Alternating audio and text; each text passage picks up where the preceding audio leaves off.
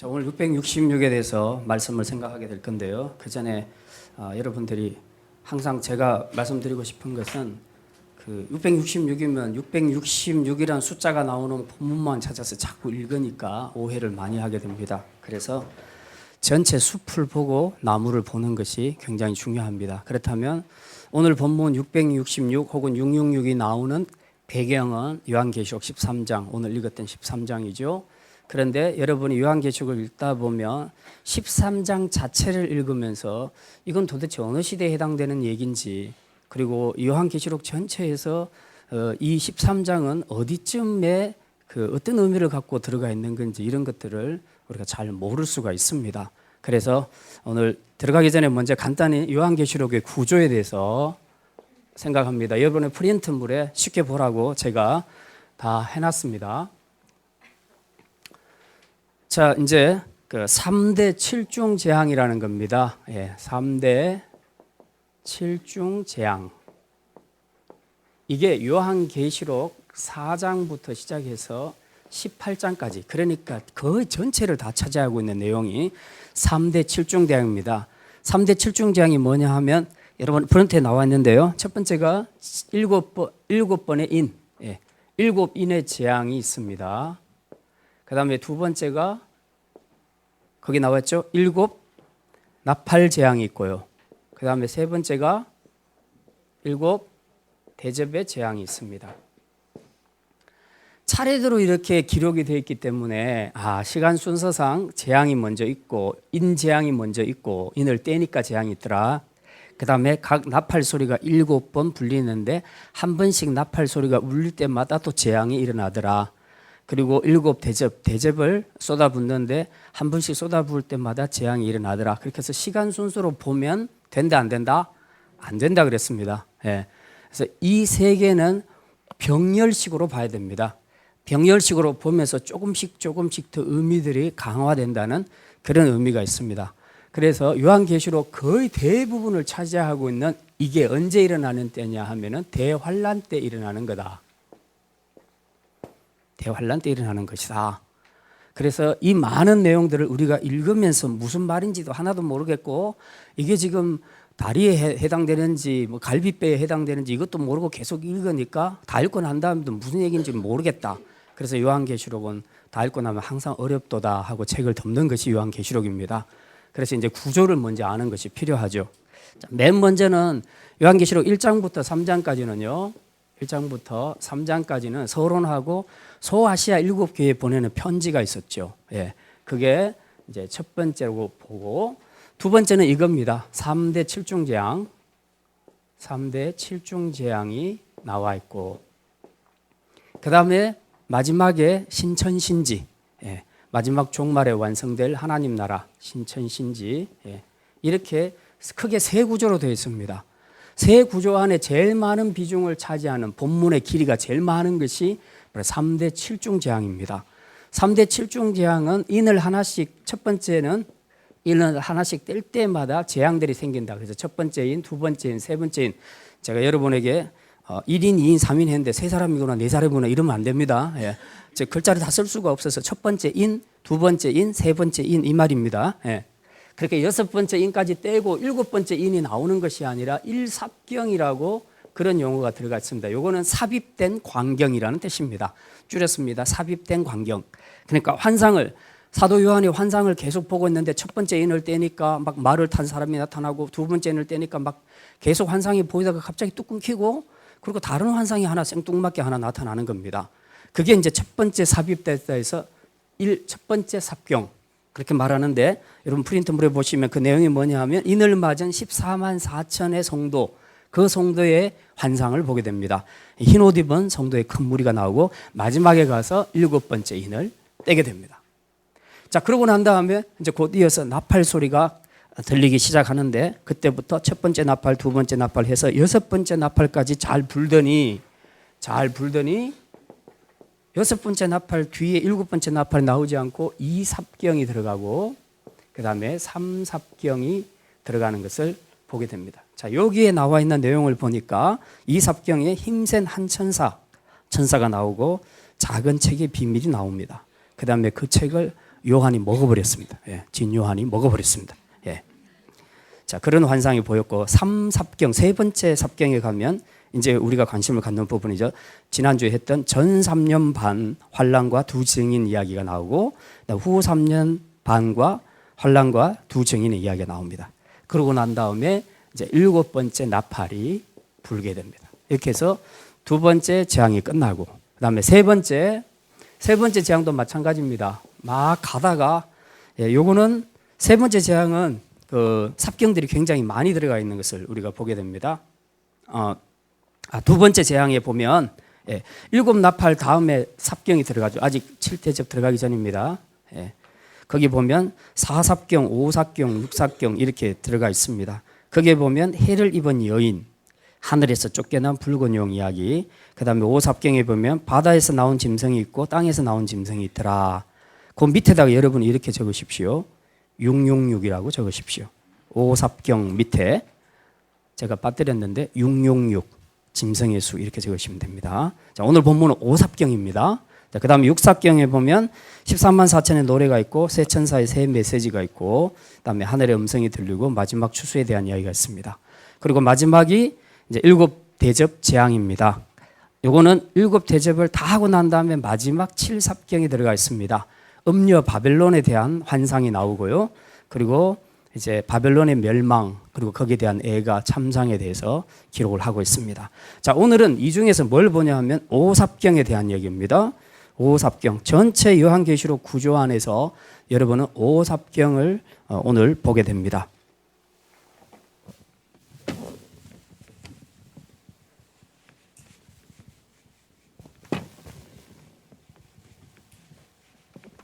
자, 5삽경을 보는데 그 스토리는 13장에 우리가 읽은 내용에 그대로 나와 있습니다. 뭐냐 하면 요한이 환상을 보는데 짐승이 2마리가 나타납니다. 맨 처음에 짐승이 어디서 나오냐 하면 바다에서 한 마리가 올라오더라.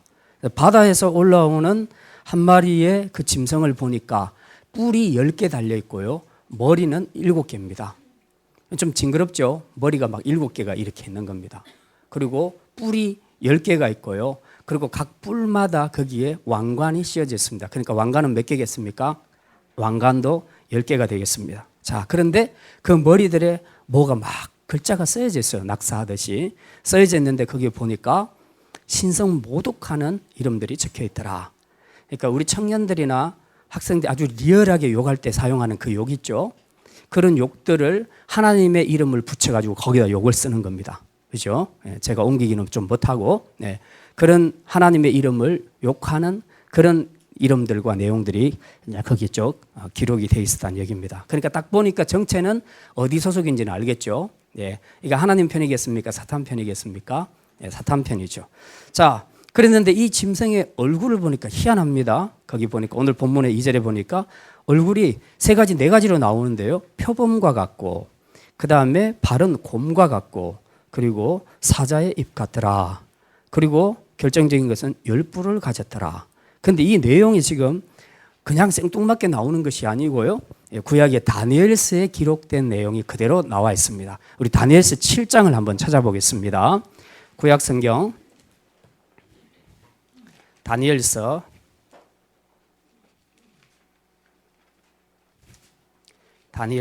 7장입니다. 제 성경으로는 1245쪽인데요. 구약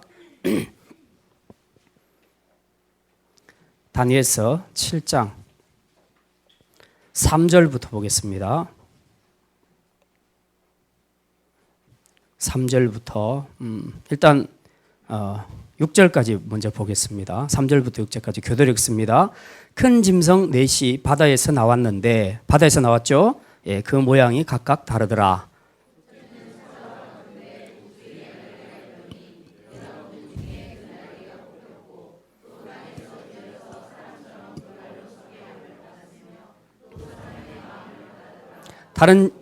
다른 짐승 곧 둘째는 곰과 같은데 그것이 몸 한쪽을 들었고 그 입의 이 사이에는 새 갈빗대가 물렸는데 그것에게 말하는 자들이 있어 이르기를 일어나서 많은 고기를 먹으라 하였더라.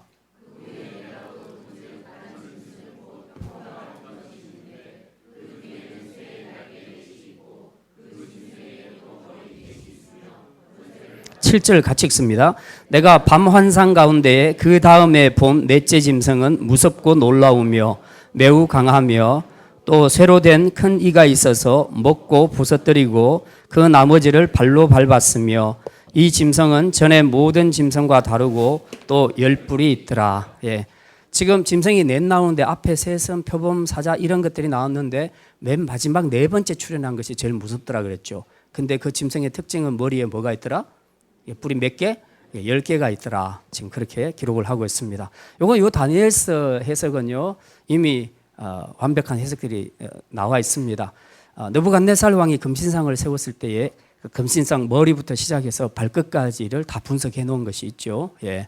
머리부터 아래로 내려갈수록 처음에는 금으로 됐고 그 다음에 은으로 돼 있고 나중에는 철, 그 다음에 흙으로 돼 있다. 그래서 그런 것들은 각각 그 세계를 장차 지배하게 될 강대국의 나라를 의미하는데 제일 강한 것이 바로 바벨론이었다. 우선순위로 나온 것이 바벨론이었다. 그 다음에 일어나는 것이 메데바사, 페르시아였다. 예, 그 다음에 일어나는 것이 헬라였다. 그 다음에 마지막 네 번째 본 나라는 발가락이 10개가 나왔는데 그 10개를 의미하는 것이 바로 로마다. 로마 세력이다. 그렇게 해서 적그리스도를 이야기할 때에 그 로마를 많이 염두에 두고 있었다는 겁니다. 자, 그런데 지금 이 오늘 요한계시록에서 다니엘에서 말했던 것을 거의 그대로 다 가지고 와서 다시 이제 설명을 하고 있습니다. 그럼에도 불구하고 이 열뿔 가진 짐승은 로마를 가리키는 것이 아니라는 겁니다. 아니고 이거는 뭘 가리키느냐? 하나님 나라와 하나님의 이름을 대적하는 모든 세력을 규합시켜서 하나님과 그 백성을 대적할 어떤 우두머리, 예, 종말 직전에 나타나게 될 적그리스도를 의미한다는 겁니다. 이 열뿔 가진 짐승은 곧 적그리스도를 의미한다. 그래서 이제 오늘 본문 13장 2절 끝에 보면 용이 이 적그리스도에게 뭘 주었느냐 하면 뭘 줬어요? 2절 13장 2절에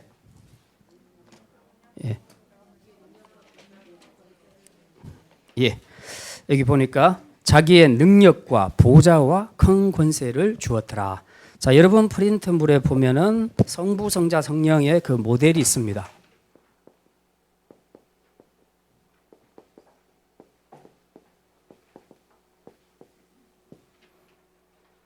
성부 하나님, 성자 하나님, 성령 하나님.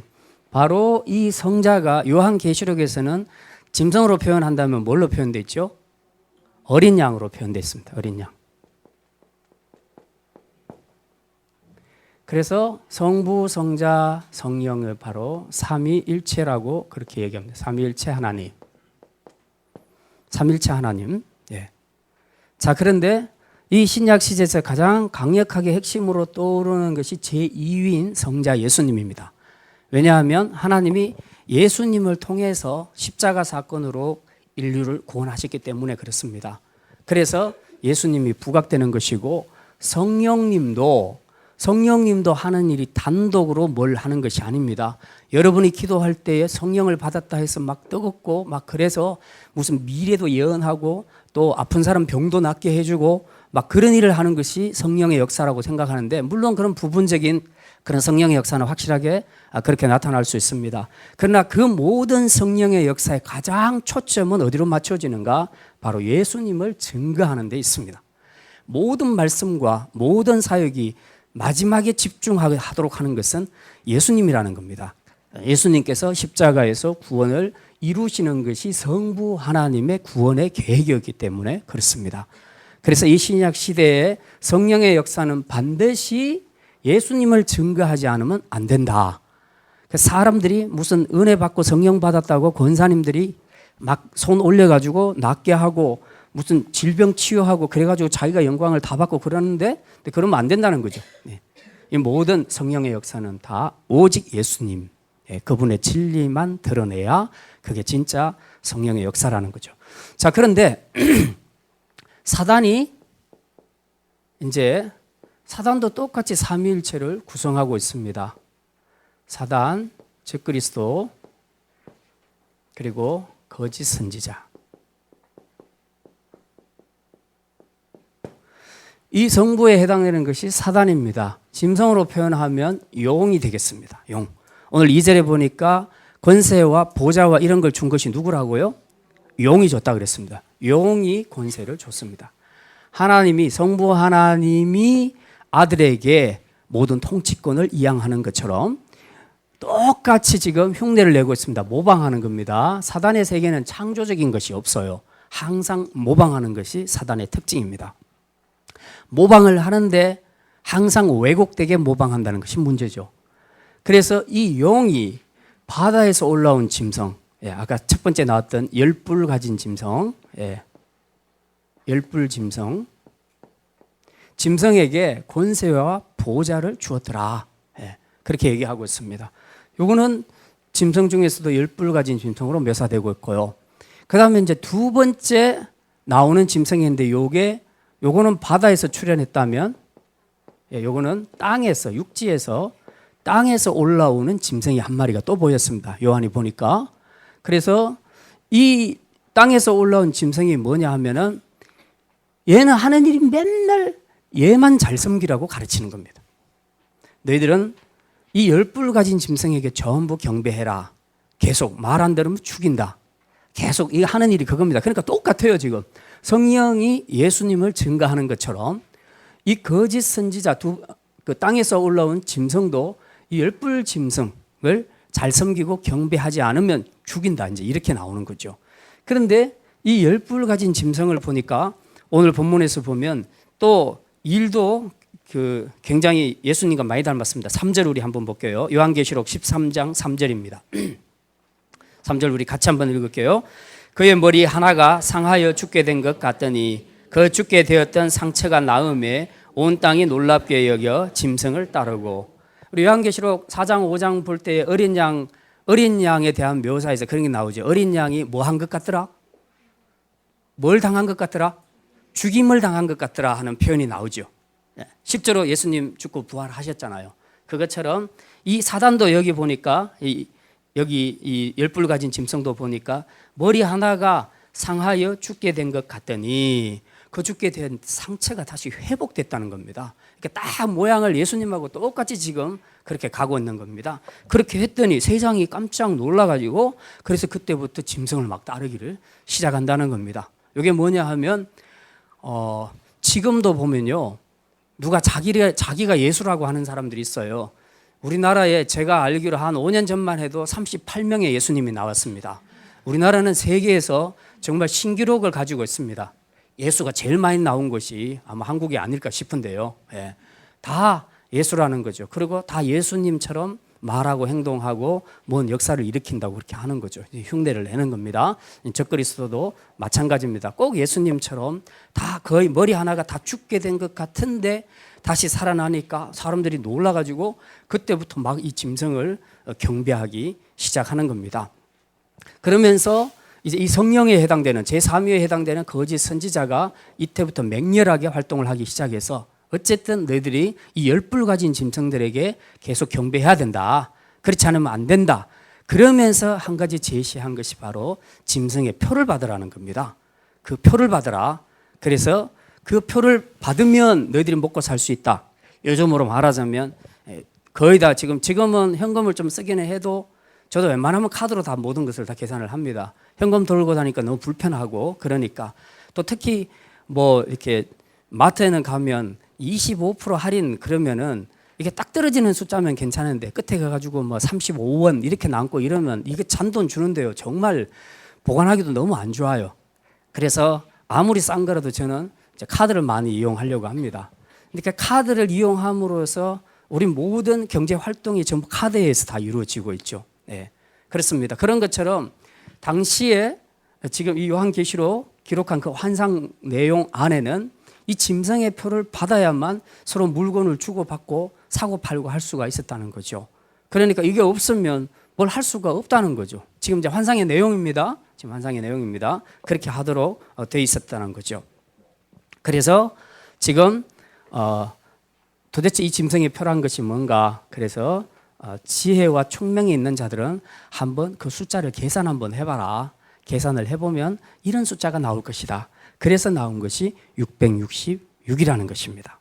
자, 이제 여기까지가 이제 오늘 본문에 나온 내용입니다. 자, 그러면 이제부터 21세기에 살고 있는 우리들에게 666이라는 것은 도대체 뭘 의미하는가? 이제 그것을 우리가 함께 생각하겠습니다.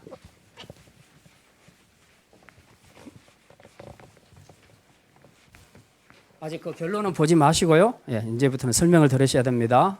프린트물에는 안 나오는 겁니다. 제가 바빠서 내용들은 다 안 썼어요. 그리고 다 쓰면 제 설교를 안 들을 것 같아서.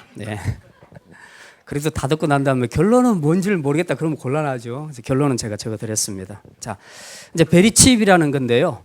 지금 666 이것을 짐승의 수로 믿고 해석하고 확신하는, 그리고 그렇게 설교하는 많은 신학자들과 또 목회자들, 그렇게 가르치고 있는 사람들이 말하는 베리칩이라는 것이 무엇이냐. 제가 설명 안 해도 여러분이 이미 다 알고 계십니다. 웬만큼 이 쌀알만한 크기의 작은 마이크로칩인데요. 그 마이크로 ID와 무선 송수선이 가능하도록 그 안테나와 그리고 축전지로 구성이 되어 있습니다. 여기에는 16자리의 고유 번호가 있고, 그리고 128개의 유전자 코드에 해당되는 메모리를 저장을 할 수 있도록 되어 있습니다. 이것을 요즘은 파지티브 ID라고도 그렇게 표현을 합니다. 베리칩, 파지티브 ID, 이런 용어들 다 거의 다 똑같은 내용이라고 생각을 하면 됩니다. 자, 중요한 것은 이 베리칩을 지금 오른손이나 이마에 받는다는 건데, 그냥 찍는 게 아니고 이 몸 안을 뚫고 들어가서 그것을 이식 수술을 한다는 겁니다. 이식을 한다는 거죠. 이 작은 칩을 이제 이마나 사람의 오른손에다가 집어 넣는다는 거죠. 넣게 되면 이제 어떤 문제가 하는 것이죠. 자, 이제 무선 송수신이 다 가능하니까 이 안에는 아까 말씀드렸던 대로 엄청나게 많은 그 정보들이 들어가 있습니다. 자기의 출생 연월일 뿐만 아니라 주소, 그다음에 또 자기의 혈액형부터 시작해서 모든 금융에 관한 자기의 모든 거래 실적, 이런 것들까지 다 나와 있습니다. 그동안 여러분들이 마트 다니면서 물건을 샀을 거 아니에요? 물건을 살 때에 전에도 한번 제가 그런 설교를 드렸지만 구글에서 그런 안경을 만들어냈다 하잖아요. 그러면 그 안경만 딱 끼고 있으면 그 사람이 백화점 안으로 들어오면은 다 뜨는 겁니다. 그동안 이 백화점에서 무슨 물건을 구입했고, 이 사람은 주로 그릇에 관심이 있는지 아니면 옷에 관심이 있는지 음식에 관심이 있는지 다 분석이 되는 겁니다. 그러면 여러 점원들이 달라붙을 필요가 없어요.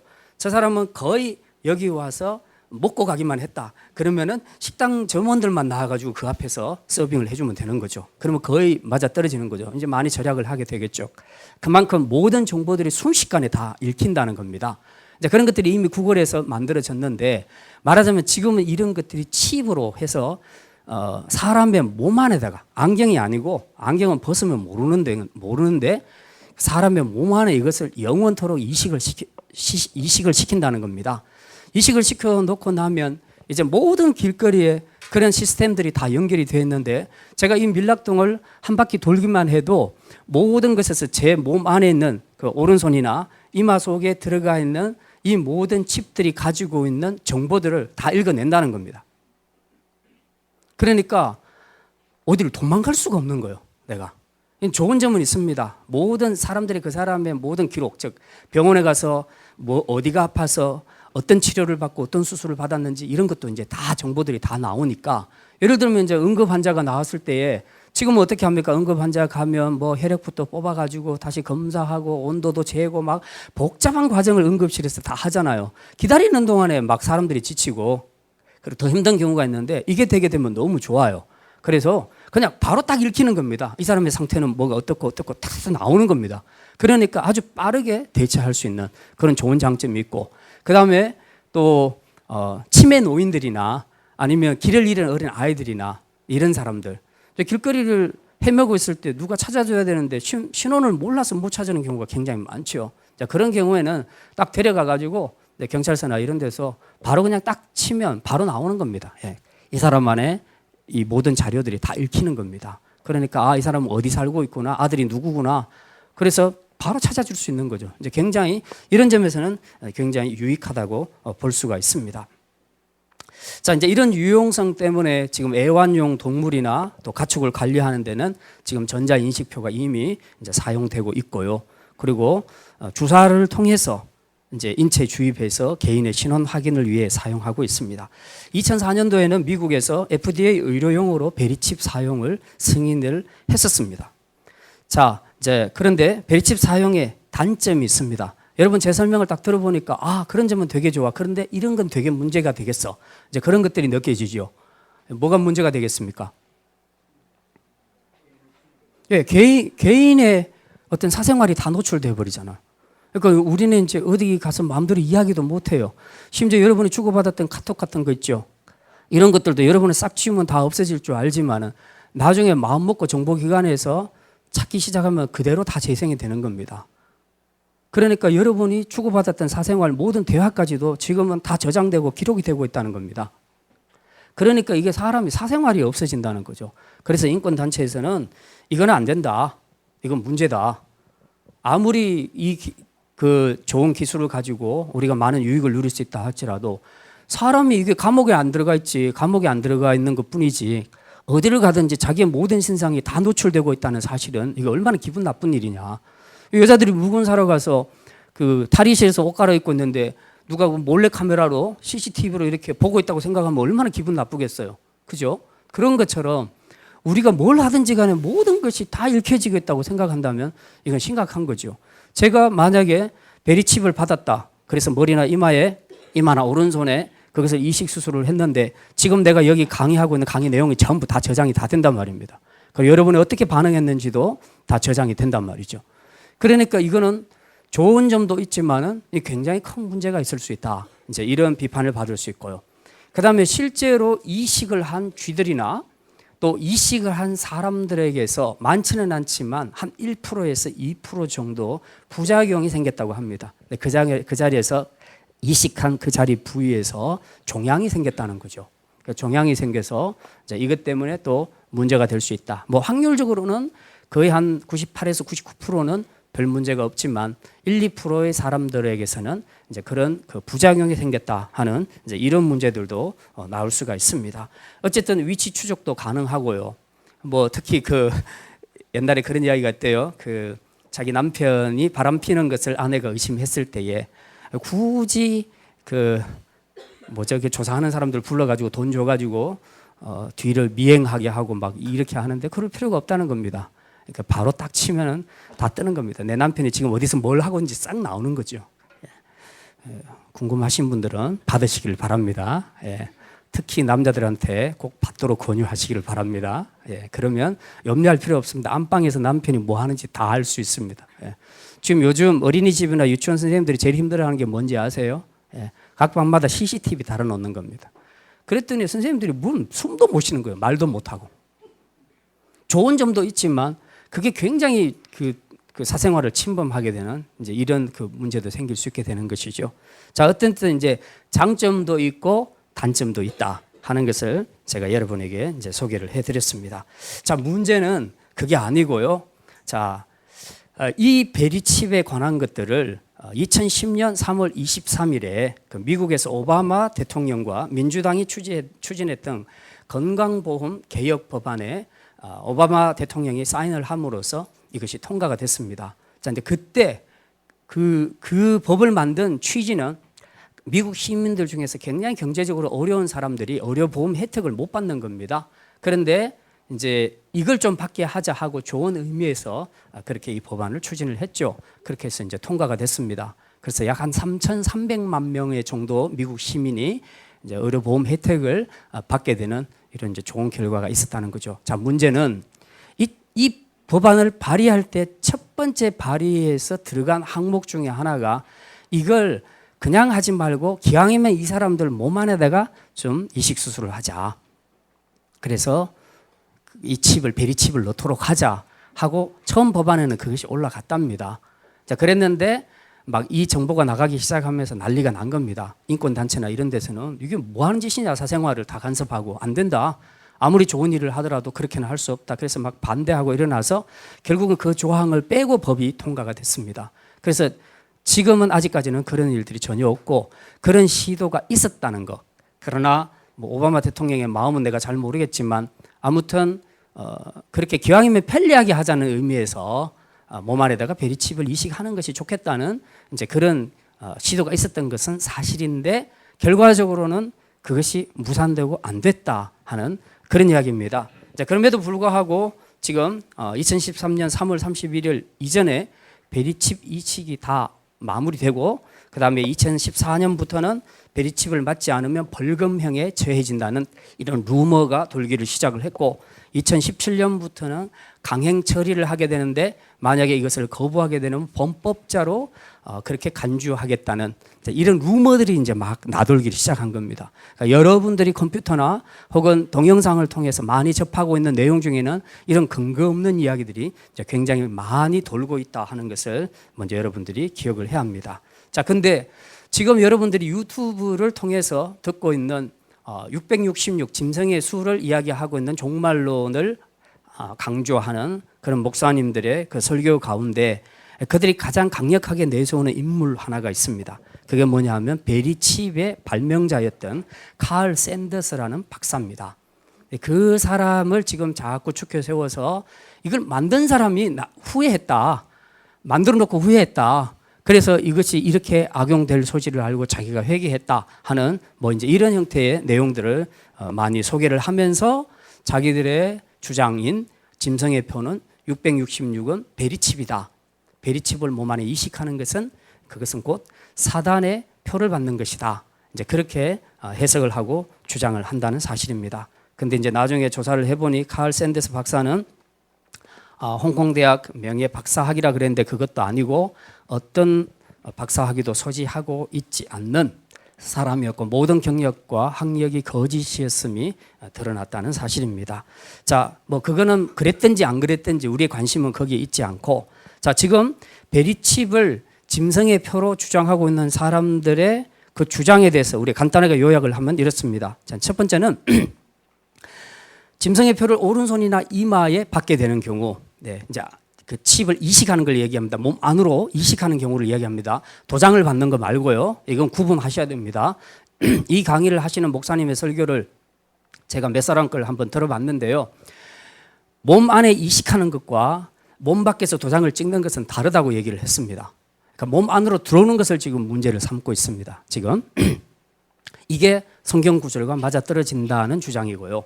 두 번째는 짐승의 표를 받은 사람들만 매매 활동을 보장받을 수 있다는 거죠. 그리고 베리칩이 모든 결제 수단이 될 것이고 되는 것이 확실하다는 겁니다. 그게 이제 문제가 되는 겁니다. 그러니까 그렇게 될 경우는 어떻게 될 것인가? 우리 그리스도인들이 이 짐승의 표를 받지 않으려면 살 수가 없는 거예요. 카드가 없이 여러분 어떻게 살겠습니까? 현금 있으면 되지. 현금 다 쓰고 난 다음에 그 다음엔 어떻게 할 거예요? 그리고 현금 자체를 안 받아주게 되면 어떻게 할 거냐 하는 거죠. 그럼 우리는 마트에 가서 물건을 못 사 먹는 겁니다. 그러면 이제 애들이 그런 얘기 합니다. 시골 가서 농사 지으면 되지. 그 농사 지으면 돼요. 농사 지으면 돼요. 영원히 한번 농사를 짓고 한번 살아보세요. 그렇게 살 수 있겠는가? 그건 정말 어려운 일이죠. 상당한 인내가 필요합니다. 실제로 그렇게 주장하는 목사님들은 우리가 마지막에 할 수 있는 수단은 시골에 가서 각자가 농사를 짓는 방법밖에 없습니다라고 실제로 그렇게 소개까지 하고 있습니다.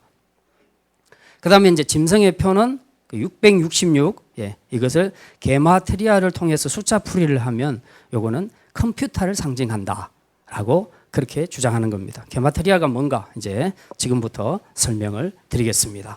자, 여러분이 받은 프린트물 도표가 하나 나와 있을 겁니다. 도표를 보시면 이제 우선 아직은 보지 마시고 그 도표 있는 페이지만 펴 놓으십시오. 자, 이제 성경이 기록할 당시로 돌아가는 것이 굉장히 중요합니다. 지금 이 시대에 자꾸만 666이란 단어만 끄집어내서 사단과 연결시켜서 해석하려고 하지 말고 제가 그랬죠. 숲을 먼저 보고 나무를 봐야 된다. 그리고 성경은 항상 성경이 기록될 당시의 역사적인 배경을 알고 보는 것이 중요합니다. 그렇지 않으면 생뚱맞은 그런 이야기들이 굉장히 많이 나올 수 있다는 거죠. 자, 그러면은 이제 이 이름도 마찬가지입니다. 666이라는 숫자가 왜 나오게 됐는가 하는 것도 마찬가지인데요.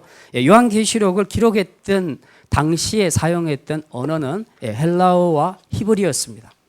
헬라어하고 히브리어였습니다. 그런데 헬라어하고 히브리어에는 각 철자마다 숫자가 부여되어 있습니다. 숫자 알파벳에는 모든 숫자들이 부여되어 있습니다. 그러니까 예를 들어서 진요한이다. 그러면 우리 한글에는 숫자가 부여가 안 됐습니다. 쥐엇, 세다가 이, 니언, 이영, 요, 히읗, 아, 니언.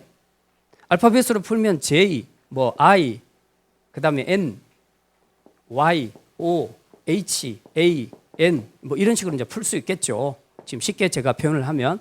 그러면은 J에 해당되는 값이 부여되어 있다는 겁니다. 그러면 예를 들어서 이것이 100이다. 그 다음에 I는 50이다. 요거는 20이다. 이거는 30이다. 이거는 200이다. 이거는 100이다. 이것도 100, 이거는 120이다. 이런 식으로 했다고 합시다. 그러면 이게 170이 되고 230이 되고 200이 되죠. 그럼 다 합하면 얼마입니까? 570. 여기 한 50을 더 쓰죠, 예. 그러면 얼마 됩니까? 예? 350, 450, 650 되죠. 예. 650에 16만 더 쓰지 예. 36. 그러면 요한이는 666이 되는 겁니다. 적그리스도가 샘물교회 안에 있어요.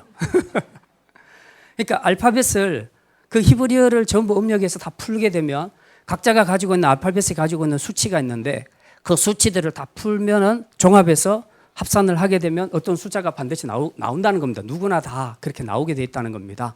그런데 그 중에는 풀다 보면 666에 떨어지는 사람이 있겠죠, 분명히. 예를 들어 이름이 긴 사람들은 수치가 더 길게 나올 거 아닙니까? 그러니까 여러분이 표를 보시게 되면 앞에는 A, B, C, D 이제 알파, 베타, 감마, 델타 이렇게 하, 이, 요트 제가 지금 읽고 있는 것은 히브리어 발음입니다. 예, 그렇게 가고 있는데 그것이 오른쪽에 음가로는 영어로 A, B, G, D, H 이렇게 이제 나와 있습니다. 그 옆에 값이 나와 있어요. 매겨져 있어요. 이거 앞에는 1, 2, 3, 4 이렇게 나가다가 저 끝에 보십시오. T 90, Q 100, R 200, SH 300, T 400 이렇게 나옵니다. 근데 이렇게 이제 다 합산을 하게 되면 어떤 숫자가 나오게 될 것인데 지금 네로 황제 이름을 한번 넣어봤다는 겁니다. 그 당시에 왜 네로가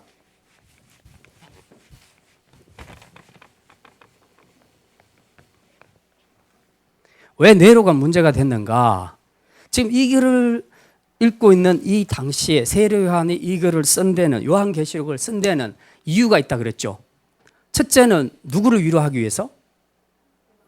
예, 당시에 핍박받는 믿음 때문에 핍박받는 성도를 위로하기 위해서라고 했습니다. 그게 1차 목표였습니다. 그리고 미래에 대한 소망을 가질 수 있도록 장차 미래 역사는 이렇게 진행될 것이다. 그러니 지금 힘들더라도 너희들이 좀 잘 이겨내라. 힘내라. 너희들을 기다리고 있는 신천신지가 있다. 하나님 나라가 있다. 거기서는 눈물도 없고 탄식도 없고 고통도 없다. 그러니 지금 너희들의 삶이 이렇더라도 이 요한계시록의 이야기를 잘 보면서 너희들이 힘과 위로와 소망을 갖고 믿음으로 영적인 전쟁을 이겨냈으면 좋겠다 하는 그런 의미가 들어가 있는 거 아닙니까? 그 당시가 언제냐 하면 네로 황제가 가장 많이 핍박할 때였습니다. 도미티아누스하고 네로 황제 때에 가장 많이 핍박을 했다는 거죠. 그러니까 그리스도인들이 막 치가 떨리는 거죠. 지지난주인가 제가 설명할 때 그랬잖아요. 만나면 우리는 미국 사람들은 굿모닝, 우리나라 사람들은 식사하셨어요. 이제 이런 건데 그 사람들은 누가 주인입니다? 황제가 나의 주인이십니다. 이렇게 아침 인사 대신에 그걸 해야 됐단 말이죠. 그러면은 일상생활에서 바로 노출이 돼버리는 겁니다. 불신자들이 무슨 관계 있어요? 황제가 나의 주인이십니다 하고 인사하는 게 무슨 관계가 있어요? 근데 그리스도인은 아니단 말이죠.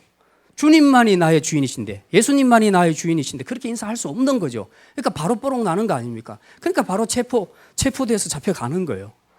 이거는 지금 막 현실인 겁니다. 현실 안에서 일어나는 일입니다. 근데 이런 상황 속에서 사람들이 마음 편하게 살 수 있겠냐고요. 그러니까 아무래도 격리돼서 살고 숨고 싶고, 그러니까 카타콤 동굴로 들어가게 되는 거죠. 이제 이런 삶을 살고 있는 사람들에게 지금 편지를 준 것이 요한계시록인데, 그렇다면 그리스도인 하면 제일 치가 떨리는, 저건 정말 사단의 새끼 같아, 저건 정말 사단 같아 하고 생각나는 인물이 누구였겠습니까? 그 당시에 네로 황제 아니었겠어요?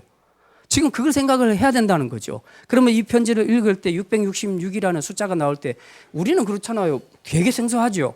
사람의 이름이 숫자로 표현될 수 있다는 것은 굉장히 생소한 일인데 그 당시 사람들한테는 굉장히 자연스러운 일이었어요. 그냥 장난치면서 지훈이한테 지훈아 하고 얘기하지 않고 333 이리 와. 666 너 예배 시간 떠들지 마. 이렇게 말할 수 있단 말이죠. 그게 너무 자연스러운 그런 것이었다는 거죠. 우리가 읽을 때 이상하지. 666이 뭐야 이게? 그러지만은 그 사람들이 읽을 때는 굉장히 자연스럽게 떠올릴 수 있는 인물이 있었다는 거죠. 그 666에 해당되는 게 네로 황제만 해당됐겠어요? 여러 사람이 있다는 거죠. 그리고 심지어는 2000년 역사를 이렇게 지나오면서 666에 해당된 사람 중에 누가 있는지 알아요? 루터도 있습니다. 예, 루터도 종교개혁을 했던 루터도 거기 들어있습니다. 예. 그러니까 로마 교회에서는 굉장히 장난치기 좋았죠. 저거는 적그리스도다. 그러니까 이 숫자를 가지고 하는 것이 그 사람들에게는 굉장히 일상이었다. 일상이었기 때문에 지금 이 시대에 666을 이야기할 때는 성경을 읽으면서 바로 이 네로 황제가 적그리스도가 아닌가. 그리고 아닌가가 아니고 적그리스도가 맞구나라는 확신을 막 사람들이 서로 이제 가지기 시작한 거예요. 예. 그러니까 절대로 저 인을 받아서는 안 된다. 그래서 그 당시에 뭐 예를 들어서 그 노예들에게 인을 찍을 때도 그걸 찍죠. 로마 황제 이름을 찍는 겁니다. 찍으면 넌 내 거다. 넌 나에게 복속된 존재야. 너는 나에게 충성을 해야 돼. 네 죽고 사는 것은 나한테 달렸어. 네 운명은 내 거야. 이제 그런 의미로 이제 인을 찍는단 말이죠. 그렇다면 그런 것들을 그리스도인이 받을 수 있겠는가? 안 받아야 되죠. 안 받으려면 어떻게 해야 돼요? 도망 다닐 수밖에 없잖아요. 계속 숨어서 다닐 수밖에 없죠. 그러니까 찾아가는 곳이 카타콤이나 그런 곳이 될 수밖에 없는 거죠. 자, 이제 이런 상황에서 우리가 666을 이해하는 것이 중요하다는 것이죠. 자, 그런데 이제 지금에 와서는 또 그것도 아닙니다. 2000년이 지나고 나니까 네로 황제는 쑥 없어져 버리고 지금이 등장하고 있는 것은 베리칩이 등장하기 시작했습니다. 이 베리칩이 등장하기 전까지만 해도 적그리스도로 의심받았던 인물들이 굉장히 많이 있습니다. 지금 현재도 변함없이 제일 많은 사람들에게 투표하면 1위로 올라와 있는 것이 누군지 아십니까? 아닙니다. 로마 교황입니다. 그 다음에 역사에서 히틀러 같은 사람. 그 다음에 대형 컴퓨터, 모든 세계 사람들을 통제할 수 있는 그런 중앙 컴퓨터.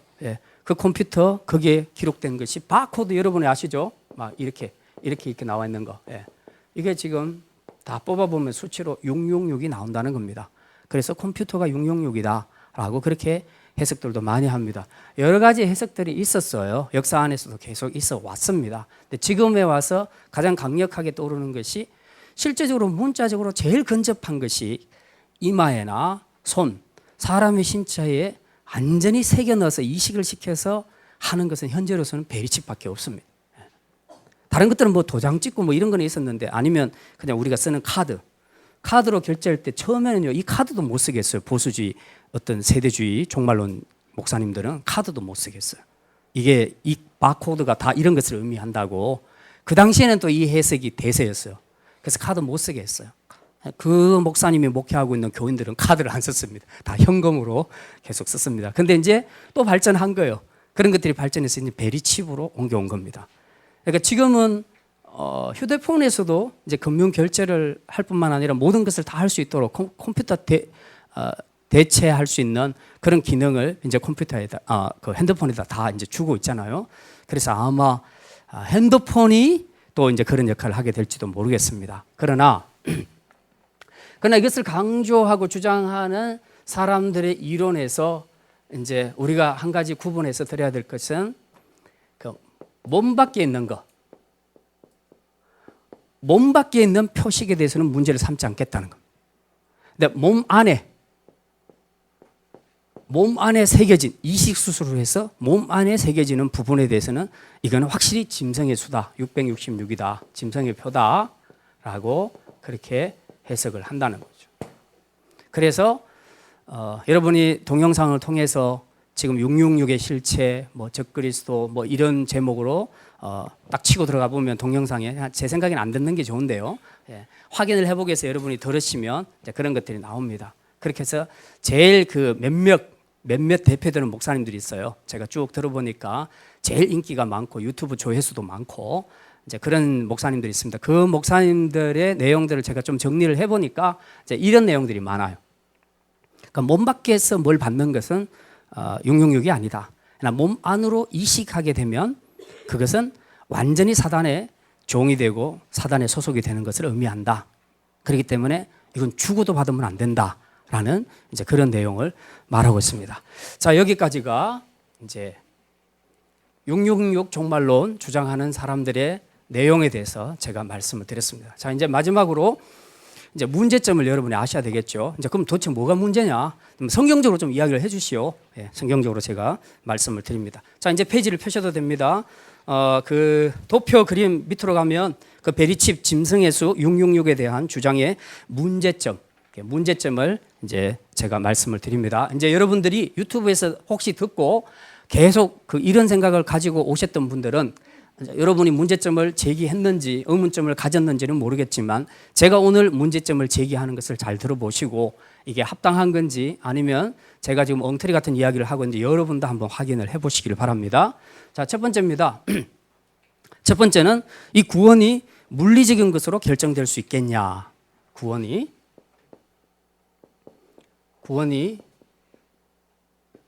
물리적인 것으로 결정될 수 있겠느냐? 단순히 어떤 칩, 이 과학 문명의 산물이라고 할 수 있는 어떤 칩 하나가 내 몸 안에 들어오는 그 자체로서 내가 사단의 종이 되었다고 말할 수 있겠는가? 성경은 정말 그렇게 말하고 있는가? 이제 우리가 그런 것들을 좀 생각을 해봐야 되겠죠. 예. 성경이 말하는 것은 우리의 구원은 물리적인 것이 아닙니다. 우리의 마음, 심령 가운데 이루어진다고 그렇게 말씀합니다. 성경이 이렇게 말하죠. 마음으로 믿어 뭐에 이르고 의에 이르고 입으로 시인하여 뭐에 이른다? 구원에 이른다. 마음으로 믿어서 의에 이르고 입으로 시인해서 구원에 이른다라고 했습니다. 그러면 구원을 얻을 수 있는 방법은 마음으로 첫째 믿어야 되겠죠. 누구를 믿어야 됩니까? 예수님을 믿어야 됩니다. 예수님의 십자가 사건을 믿어야 됩니다. 예수님께서 나를 위하여 십자가에 죽으셨다는 이 십자가의 사건을 분명하게 믿고 이제는 내 주인이 나도 아니고 다른 존재도 아닌 바로 나를 지으신 그분이 나의 주인심을 내가 믿으면 마음으로 믿으면 내가 의롭다함을 받게 되고 즉 의에 이르게 되고 그 다음에 내가 내 속으로만 믿지 말고 그걸 입으로 뭐하라?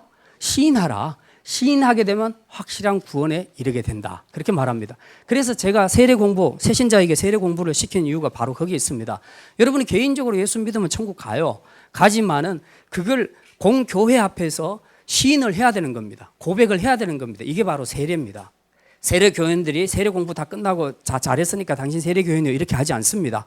공교회 앞에서 세례를 받고 그 자리에서 당신은 이제부터 하나님의 자녀고 당신의 삶의 왕은 하나님이심을 인정하십니까? 하고 할 때 모든 교인들 앞에서 그것이 고백되어질 때에 진짜 하나님의 백성으로 인정한다는 것이죠. 그래서 구원은 우리 마음 가운데 이루어지는 것이고 우리의 심령 가운데 이루어지는 것이고 구원의 근거는 바로 예수 믿음에 있다. 예수 믿음에 있다. 어떤 물질 하나, 기계 하나를 내 머리나 손에다가 집어넣었기 때문에 내가 구원을 잃어버리고 근데 그렇게 될 수는 없다는 겁니다. 어떤 목사님, 이제 제가 이름 안 밝힙니다. 여러분이 듣고 있는 그 동영상에 어떤 목사님이 이제 이런 주장을 했었습니다. 666을 받는 것은 선악과를 먹는 것과 똑같은 행위다. 이제 그렇게 했습니다. 그래서 선악과 자체가 먹는다고 무슨 죄가 있냐? 그거는 제가 가르친 이론하고 똑같아요. 선악과 자체에 무슨 뭐가 있는 것은 아니다. 그렇지만은 선악과를 안 먹었다는 것은 뭘 이야기하고 있느냐? 안 먹었다는 것은 순종을 이야기하는 것이고 먹었다는 것은 불순종을 이야기하는 것이 아니냐? 666도 마찬가지다. 기계 자체가 뭘 우리를 변화시키겠냐? 기계가 딱 들어가는 순간에 나는 사단에게 복종해야지 그렇게 하지 않는다는 겁니다. 이 목사님 설교도. 그거는 아니다. 그러나 기계를 이 베리칩을 받는다는 그 자체가 벌써 선악과를 먹었을 때하고 똑같은 마음이지 않느냐? 그렇다면은 이거는 선악과 받는 것이나 666 받는 것이나 베리칩 받는 것이나 똑같은 것 아니냐? 그러니 여러분이 666을 받게 된다면 여러분 아담과 하와가 선악과를 먹은 것과 똑같습니다. 그러니 그런 사람이 구원받을 수 있겠습니까? 못 받습니다. 지옥 갑니다. 이렇게 설교를 하더라고요. 그래서 설명을 참 잘하는구나. 이제 제가 그렇게 생각을 했습니다. 자, 근데 이제 문제가 있다는 거죠. 선악과하고 666을 따먹는 데 있어서 분명히 우리가 차이를 알아야 되고, 또 그분이 무슨 예화를 들었냐 하면, 자기가 교도소 전도를 가는 자기가 알고 있는 어떤 자매를 교도소에서 이제 면회를 하면서 성경을 가르치고 복음을 전했대요. 전하면서 요한계시록에 관한 이야기도 했겠죠. 이야기를 하면서 혹시라도 666을 이 교도소 안에서 강제로 받게 하는 일이 생기게 된다면 너는 어떡할래? 너는 절대로 받으면 안 돼. 이거 받으면 넌 지옥 가. 왜? 사단의 수니까. 사단의 수니까. 이거 받는 순간에 넌 지옥 가. 절대 받으면 안 돼. 그렇게 가르치고 왔다고 그렇게 얘기를 했습니다. 자, 이제 모순되는 것이 있다는 거죠. 자, 예를 들어서 제가 적그리스도라고 합시다. 그럼 여러분에게 666을 막게 하려고 수단과 방법을 가리지 않을 겁니다. 그렇겠죠? 혹시 V라는 영화 보신 적 있습니까? 아주 오래됐는데 외계인들 막 비슷한 그런 파충류들이 나와서 막 지배하는 그런 것들이 있는데, 네. 그런 시대를 생각하시면 돼요. 자, 사단이 적그리스도가 지금 666을 받게 하려고, 한 명이라도 더 받게 하려고 경찰들을 다 풀고 모든 조직을 다 동원시켜서 지금 계속 색출할 거 아닙니까? 그죠? 예, 안 받겠다고 다 도망다니는데 그냥 너희들은 그렇게 살아 이렇게 한 게 아니라 계속 색출할 거란 말이죠. 그럼 하고 있는 중에 이제 몇 명이 잡혔단 말입니다. 그럼 너 받을래 안 받을래? 안 받으면 죽어. 그럼 나 안 받아요. 그럼 총으로 쏴서 죽일 수도 있단 말입니다. 근데 저는 그렇게 하지 않겠어요. 저는 그렇게 하지 않겠어요. 저는 그 사람을 데려와서 의사 옆에 붙여가지고 수면제 하나를 먹여버립니다. 먹어버리고 잠드는 사이에 그냥 수술을 해버린다는 거죠. 그럼 일어나고 나면 자동으로 짐승의 표를 받았으니까 자동으로 사단에 속한 자가 되겠죠. 어떤 방법이 더 낫겠어요? 뭐 하려고 사람을 죽일 필요까지가 뭐 있어요? 자기 편 만드는 게 목적인데 죽일 수도 있죠. 그런데 저는 제가 적그리스도라면 그렇게 하지 않겠다는 거죠. 기술이 얼마나 좋은데 뭘 제가 얼마 전에 내시경 2년마다 하는 건강검진 했는데 내시경 하는데요. 위가 좀 안 좋아서 위 내시경을 하면 별따로 이렇게 수면 내시경이라고 그걸 하게 되면 5만 원인가 5만 5천 원 따로 내야 된대요. 재작년인가 한번 했는데 너무 좋더라고요. 근데 그 전에 내가 생각해 보니까 5만 5천 원 잠깐만 참으면 되는데 내가 이 5만 5천 원을 내야 되겠나? 그래가지고 올해는 그냥 하겠다 그랬어요. 용감하게. 딱 누워가지고 하는데 생으로 눈 뜨고 있는데 이제 이걸 막 집어넣고 이제 위 내식을 하는 거 아니에요. 시작한 지 30초 만에 제가 완전히 후회했습니다.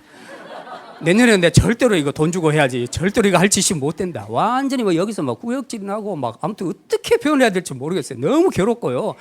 여자들이 그 얘기 날 때 이 정도 아닐까 싶을 정도로 막 너무 힘들었어요, 제가.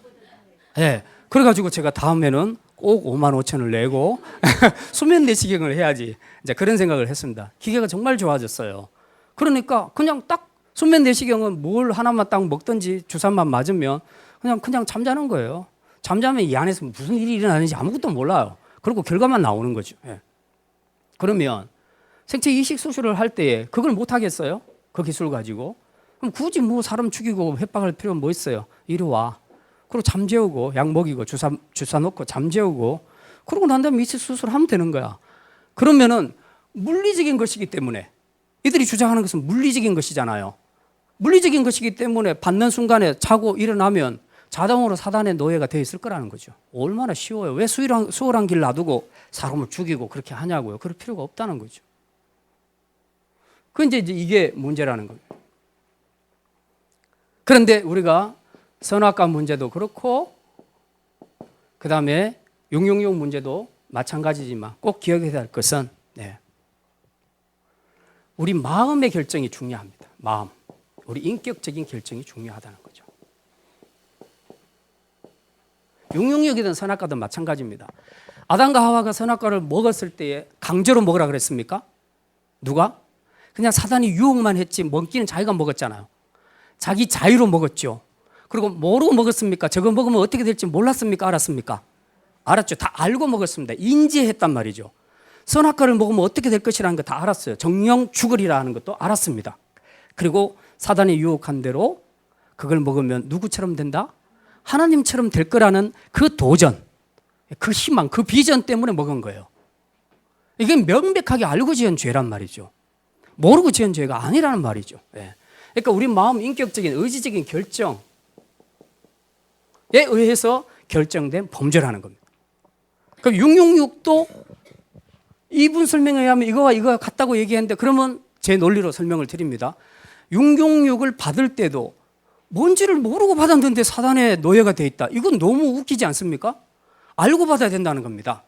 저걸 받으면 뭐가 되는지도 다 알고 다 한 상태에서 받아야 된다는 거죠. 그래야지 진정한 666이라는 거죠. 그런데 아까처럼 나는 분명히 내 의사로 싫어했어. 싫어했는데 나를 눕혀갖고 주사 한 방 놓더니 내가 소면하는 동안에 그냥 수술을 해버려가지고 내가 사단의 노예가 됐다. 그래서 나는 지옥에 가게 됐다. 이게 말이 됩니까? 안 되는 거죠. 이건 말이 안 되는 얘기예요. 왜냐하면 제 이야기는 충분히 현실 가능성이 있는 얘기거든요. 이게 위내시경을 통해서 충분히 제가 경험을 해봤기 때문에 이 방법은 가능한 얘기예요.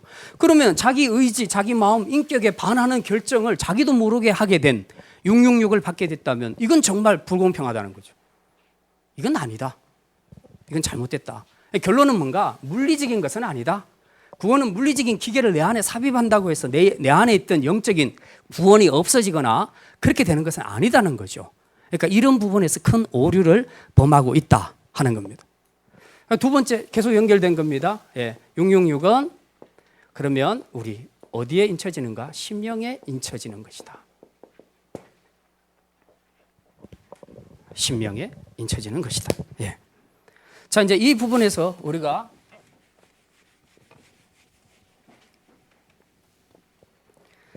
기억할 것이 있습니다. 666인을 만든 것하고 그 다음에 믿는 사람들은 성령의 인침을 받습니다. 맞죠? 그러니까 저나 여러분은 어느 쪽을 받습니까? 성령의 인침을 받습니다. 성령의 인침을 받을 겁니까? 이미 받았습니까? 받으셨죠? 자, 여기서 우리가 문제 제기를 할 수 있습니다. 내가 성령의 인침을 받았습니다. 확실하게 예수님을 왕으로 인정하고 받았습니다. 그랬는데 666을 받을 수 있을까요? 없을까요? 그러면 혹 받을 수 있다 합시다. 받았다. 그러면 성령의 인침은 다시 지우개로 다 지우고 그 다음에 666이 나한테 결정적인 역할을 할 것인가. 이게 지금 모순이라는 겁니다. 그러면 자, 거꾸로 방법을 보십시다. 이거는 이마와 어디에? 오른손.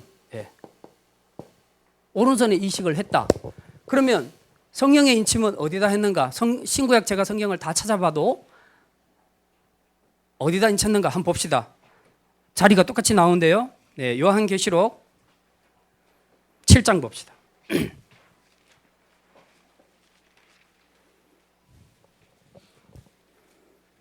요한계시록 7장 4절입니다. 3절입니다. 3절 4절 같이 읽습니다. 시작. 이르되 우리 하나님의 종들의 이마에 인치기까지 땅이나 바다나 나무들을 해하지 말라 하더라. 내가 인침을 받은 자의 수를 들으니 이스라엘 자손의 각 지파 중에서 인침을 받은 자들이 14만 4천이니. 여기 인침을 받는데 어디에 받아요? 이마에 받고 있습니다. 위치는 똑같아요. 그럼 무슨 차이가 있냐 하는 거죠. 그 성경에는 어디를 봐도 이시겠다는 얘기는 없습니다. 인쳤다는 것은 그냥 도장을 찍는다는 뜻이에요. 그러면 여러분 머리에 지금 도장이 있습니까? 아까 성령의 인침 다 받았다 그랬는데 그 흔적을 한번 보여주세요. 서로 한번 보세요. 이마 한번 확인해 보세요. 그럼 못 믿겠으면 오른손도 한번 보세요. 오른손.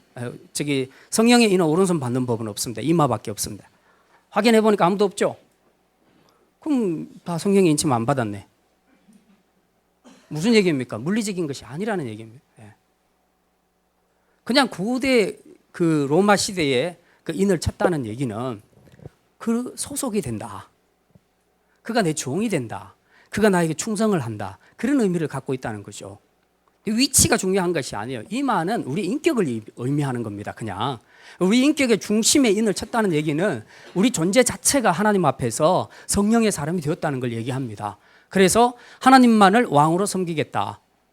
하나님의 뜻대로 살겠다. 나는 하나님의 것입니다. 라는 것을 고백하는 것이 성령의 인침을 받는다는 겁니다. 그러니까 세례 때 항상 묻는 것이 그게 아닙니까? 세례 그 신자 공부 때, 공부할 때 항상 당신은 이제 당신이 삶의 왕이 아니라 당신을 위해서 십자가에 죽고 부활하신 그분이 당신의 왕인 줄 믿고 그분을 자기 인생의 당신의 인생의 주인으로 왕으로 맞아들이겠습니까? 했을 때 예 하면 그 고백 듣고 이제 우리가 세례 신자로 인정해 주는 거 아닙니까? 그죠? 그게 인침을 받는 거예요. 진짜 믿음을 정직하게 고백했다면 그 사람은 그 순간에 인을 받는 거예요. 하나님의 자녀가 되고 인을 받은 사람은 무슨 책이 기록이 될까요? 생명책이 기록이 되겠죠. 그러니까 인을 받는 것은 외적인 것이 아니라는 겁니다. 이마에 뭘 찍는 것이 아니라는 거죠. 근데 지금 이 사람들이 얘기하는 것은 뭡니까? 이마 안에 손 안에 직접적으로 칩을 집어넣어서 그냥 물리적으로 해석을 다 하는 거죠. 기계적으로 물리적으로 다 해석을 하는 것이죠. 예. 그러니까 이게 문제라는 겁니다. 진짜 중요하게 생각하는 것은 우리의 심령이고 우리의 마음이고 우리의 인격이 중요하다는 것입니다. 예. 자, 그러면 이제 예를 들어서 이런 것을 우리가 생각할 수 있습니다. 그러면 개혁주의에서 혹은 가장 성경적인 666에 대한 것을 해석을 우리가 어떻게 할 것인가, 적그리스도를 어떻게 해석할 것인가 하는 것을 생각했을 때 저는 대표적으로 이제 이런 예를 듭니다. 혹시 마음에 약간 좀 부담이 되실 분이 있을지 모르겠습니다. 자, 우리가 신앙생활을 하고 예수도 믿고 그렇게 해서 신앙이 있다고 생각을 했습니다. 있다고 했는데 내가 취직을 하려고 하는데 그 직장이 주의를 한 번도 안 지켜. 그 직장 자체는 주의를 쉬지를 않아. 기본적으로 취직할까요 말까요? 할까요 말까요? 근데 그거 안 하면 나 못 먹고 사는데 직장에 들어가야 될 거 아니에요. 월급을 받아야 될 거 아니에요. 더더군다나 가장이라면 가정의 식구를 먹여 살려야 되는데 이거 어떻게 해요?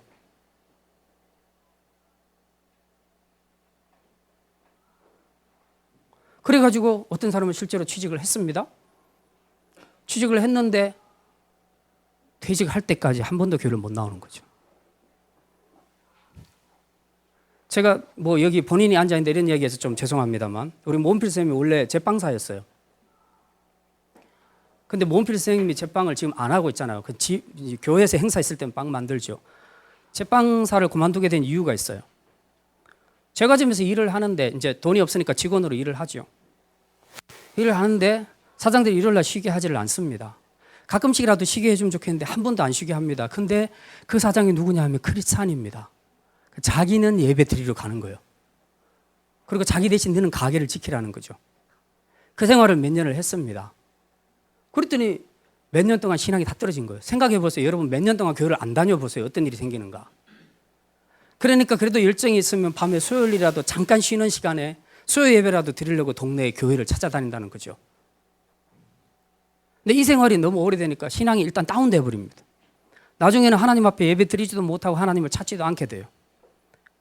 근데 그러면서 이건 도저히 아니다 하고 그만두고 나온 거죠.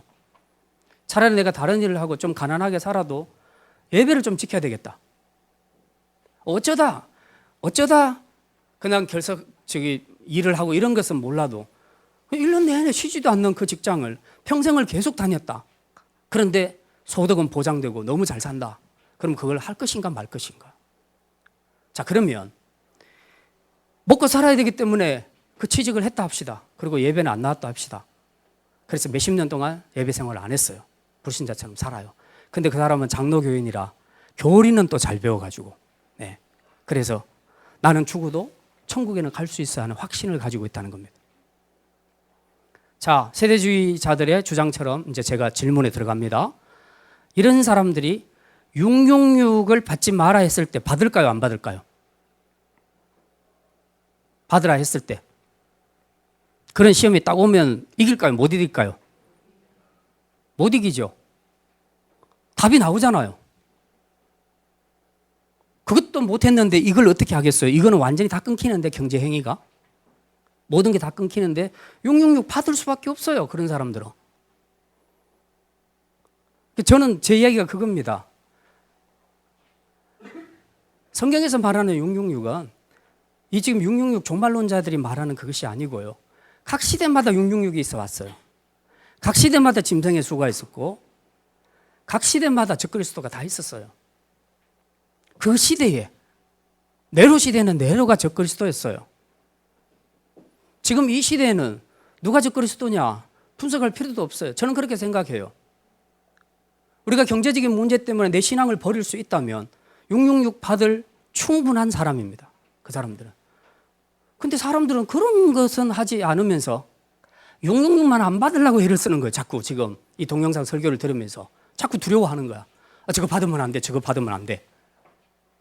이미 자기 삶이 주님을 배반하고 있는데, 이미 자기의 삶이 사단을 쫓아가고 있는데, 그런데 이것만 안 받으면 된다고 생각하는 거예요. 전부 물질적으로 해석하는 거죠. 신앙은, 구원은 그런 것이 아니라는 겁니다. 구원은 심령에 이루어지고 마음에 이루어지고 인격적인 결단입니다. 우리 삶이 주님을 부인하게 되면 666 안 받는다는 것이 무슨 의미가 있겠으며 666 안 받을 수도 없어요. 그런 사람들 다 받게 돼 있어요.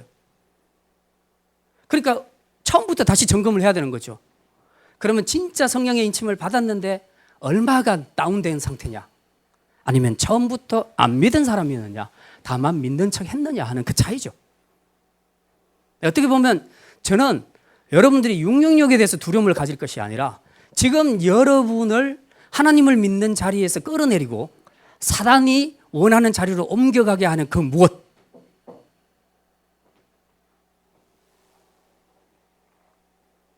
그걸 여러분이 적그리스도로, 짐승의소로 해석하시라는 겁니다. 이거 안 하면서 666만 안 받겠다는 것은 이거 어느 도단이에요. 말도 안 되는 이야기입니다.